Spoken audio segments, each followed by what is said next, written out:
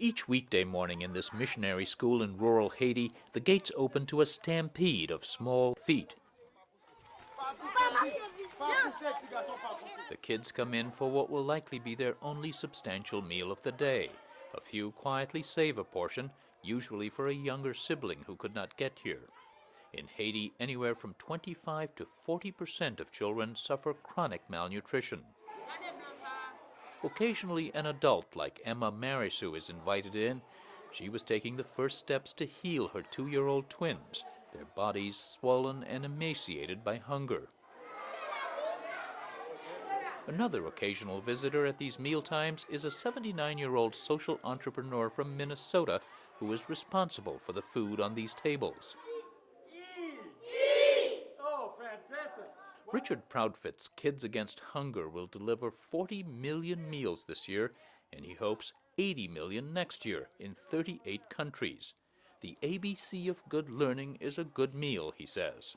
God has called me to do feed starving children. I have to do that first, and then when we activate their body, then they can move on to other things. His calling came long before he retired from a successful business career, long before a stroke that can distort his speech. It all began in 1974 when he volunteered in Honduras after Hurricane Fifi. The children, they were literally dying all around me, and the mother was carrying, and they were dying right in their arms. And I said, I have to come back to Minnesota and see what can I do. He launched feeding programs soon after selling his plastics businesses in the mid-1980s. In the beginning, he bought wholesale quantities of things typically found on American grocery shelves, like Twinkies and granola.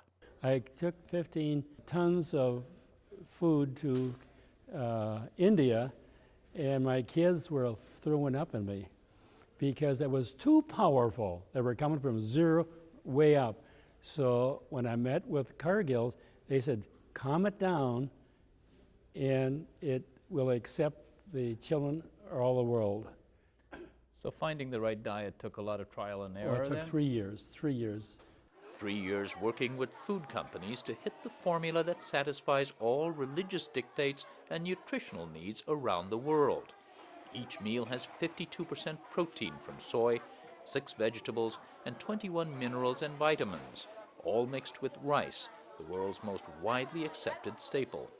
I met with other countries, or companies, and I says, what do you need in India? They need vitamin A.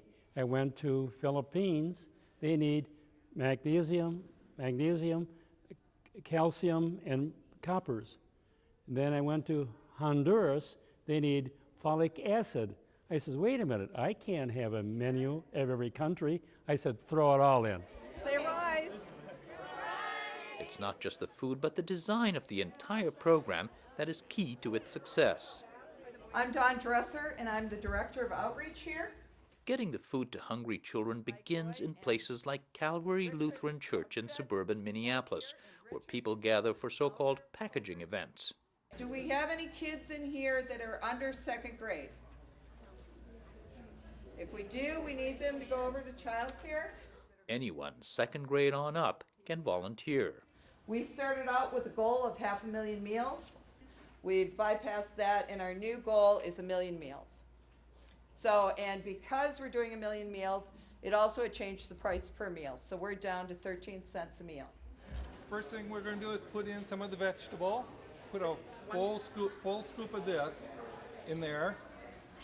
That you want to level off. That's why we got 2 spoons in that one. Yes, perfect.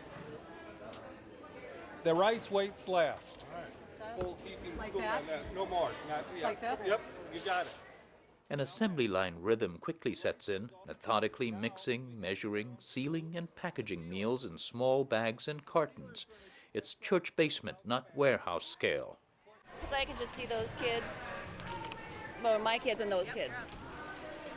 Makes me sad. Something very simple that does a whole lot of good. And it shows the importance of working together and doing something good for more than just yourself.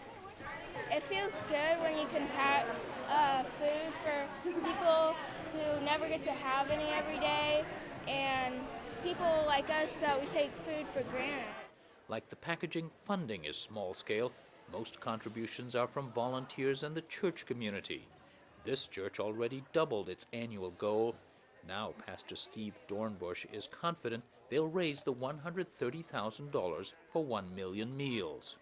I don't know. I've been here almost 12 years, and I don't remember us doing anything that has so excited this number of people to be a part of it and to feel like we're really making a difference in the world. 1, 2, 3, bags. The idea has caught on.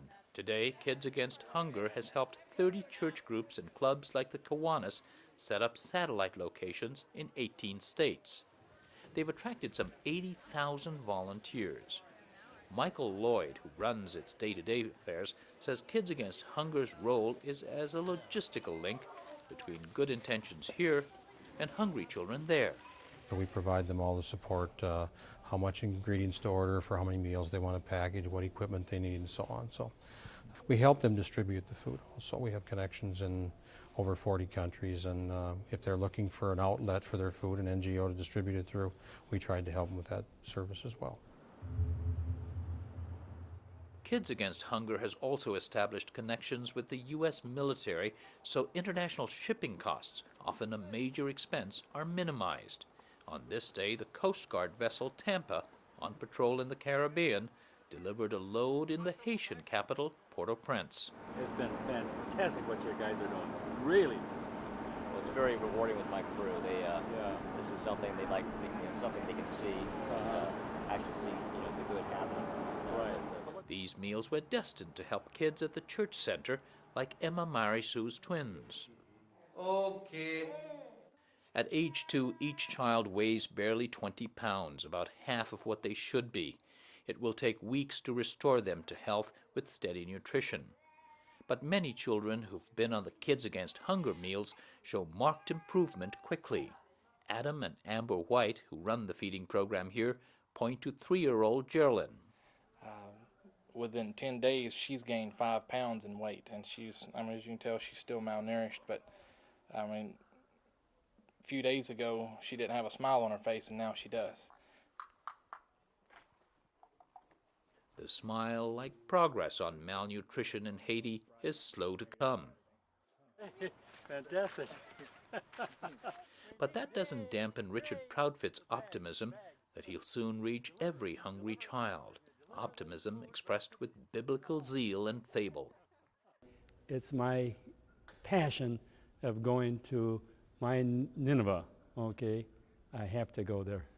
Because if I don't, I'm going to wind up in the belly of a fish. I love God's because every children in the world is God's children. He wants to feed them all someday.